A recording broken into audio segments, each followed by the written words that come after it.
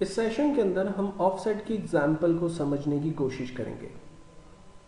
Actually example कुछ इस तरह से है कि मेरी कंपनी ने डिफरेंट प्रोडक्ट के अगेंस्ट में डिफरेंट मंथ्स के अंदर कुछ रेवेन्यू जनरेट किया। इन तमाम प्रोडक्ट्स के रेवेन्यू को मैंने यहाँ पर सम करके दिखाया हुआ है और ईच मंथ कंपनी ने जो रेवेन्यू जनरेट किया उसे भी यहाँ पर मंथ वाइज दिखाया हुआ है। सेम तरीके से इन प्रोडक्ट्स के अगेंस्ट में जो एक्सपेंसेस हुए हैं उन्हें ईच प्रोडक्ट के अगेंस्ट में यहाँ मेंशन किया गया लास्ट में, और ईच मंथ के जो एक्सपेंसेस हैं वो यहाँ पर सेपरेटली दिखाए गए हैं।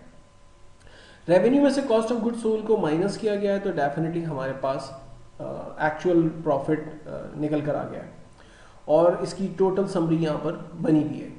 लेकिन कंपनी ने एक नई डिमांड कर दी और कंपनी ने ये कहा कि अगर हम YTD के हिसाब से चलना चाहें, लाइक जनवरी से मार्च तक हमारा कितना रेवेन्यू जनरेट हुआ और वो परसेंटेज वाइज क्या वेटेज रखता है हमारे 100% रेवेन्यू में से, तो हम कैसे उसे देखेंगे। या हम किसी भी मंथ को अगर देखना चाहें कि फर्स्ट 5 मंथ्स में हमारा रेवेन्यू कितना जनरेट हुआ था और परसेंटेज वाइज वो क्या वेटेज रखता है हमारे 100% रेवेन्यू में से, तो हम वो कैसे देख सकते हैं।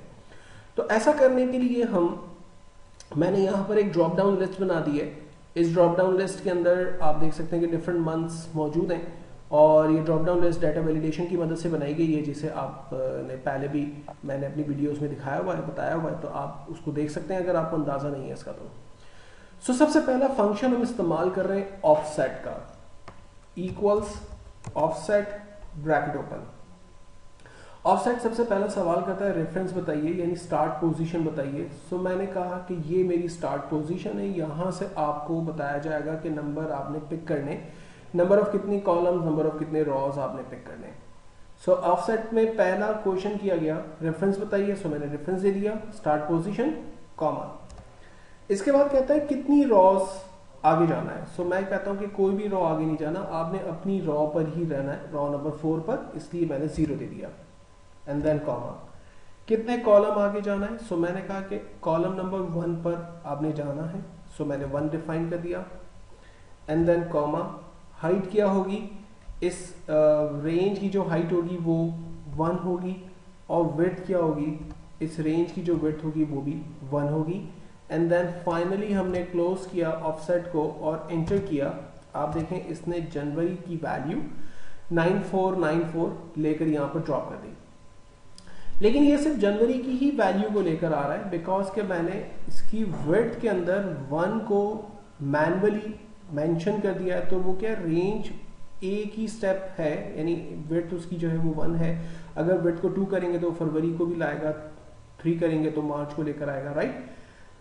तो इसका मतलब है कि अगर मैं यहाँ ड्रॉप डाउन को चेंज करूंगा तो कोई रिजल्ट के अंदर चेंजिंग नहीं आएगी, राइट। चेंजिंग क्यों नहीं आ रही, बिकॉज कि इसकी विड्थ को हमने मैनुअली 1 कर दिया है। अगर मैं 2 कर देता हूं तो वो डेफिनेटली सेकंड वैल्यू को उसको लाना चाहिए, थर्ड 3 करूंगा। तो मैं इसे कहता हूं कि यार ये विड्थ की जगह हम इसको मैच करवा देते हैं। मैंने कहा आप मैच करो, यहां पर जो वैल्यू लिखी हुई है F4 लॉक करते हैं, कॉमा। इसे मैच कहां से करूं, हमने कहा इन मंथ के अंदर से आप मैच करो, F4 कॉमा और एग्जैक्ट मैच करो, मैच का ब्रैकेट क्लोज। अच्छा, अब जब ये वैल्यू मैच हो जाएगी तो मुझे मैच करने के बाद करना क्या है, रिजल्ट सम के अंदर रिटर्न करवाना है। यानी जनवरी से अगर अप्रैल सेलेक्ट है तो अप्रैल तक की वैल्यू को सम करके लेकर आना है, इसलिए पहले एरर आ रहा था।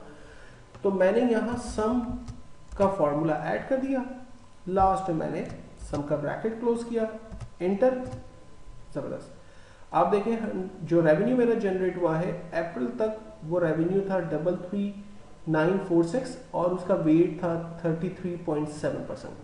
अगर मैं जनवरी से अप्रैल तक की वैल्यू को सेलेक्ट करता हूं तो स्टेटस बार में देख सकता हूं कि मेरे पास रिजल्ट भी 33946 आ रहा है और यहाँ पर भी आंसर 33946 आ रहा है, जो कि टोटल वेटेज है 33.7%। अगर मैं फर्स्ट क्वार्टर तक देखना चाहता हूँ कि कंपनी ने कितना रेवेन्यू जनरेट किया था, तो फर्स्ट क्वार्टर तक कंपनी ने 24.9% तक रेवेन्यू जनरेट किया था। सेकेंड क्वार्टर की एंड पर कंपनी का रेवेन्यू 51.8% हो गया था। थर्ड क्वार्टर की एंड पर कंपनी का रेवेन्यू 76% था और ऑफकोर्स फोर्थ क्वार्टर पर कंपनी का रेवेन्यू 100% है और आंसर भी टैली हो रहा है। राइट। और इसी फार्मूला को अब मैं ड्रैग कर देता हूँ, तो ये तमाम फार्मूलाज हमारे जो है वो एक्यूरेट हो गए और तमाम मैच भी हो रहे हैं जो एक्चुअल हमने रेवेन्यू जनरेट किया उसके हिसाब से।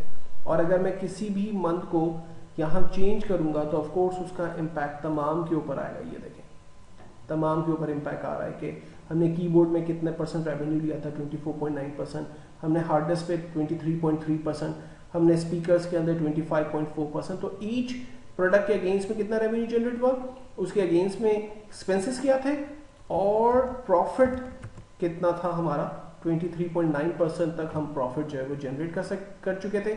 और डेफिनेटली सेकंड क्वार्टर की एंड पर अमाउंट जो है वो इंक्रीज हो रहा है, ऑफ कोर्स इंक्रीज होगा। थर्ड क्वार्टर की एंड पर डेफिनेटली ये और इंक्रीज हो रहा है और फोर्थ क्वार्टर की एंड पर बिल्कुल 100% रेवेन्यू है। तो हमने समझने की कोशिश की कि YTD अगर हमें एग्जाम्पल्स हमारे पास क्वेश्चंस हो तो हम उसको इंशाल्लाह ऑफसेट, मैच और सम की मदद से आसानी से रिजॉल्व कर सकते हैं।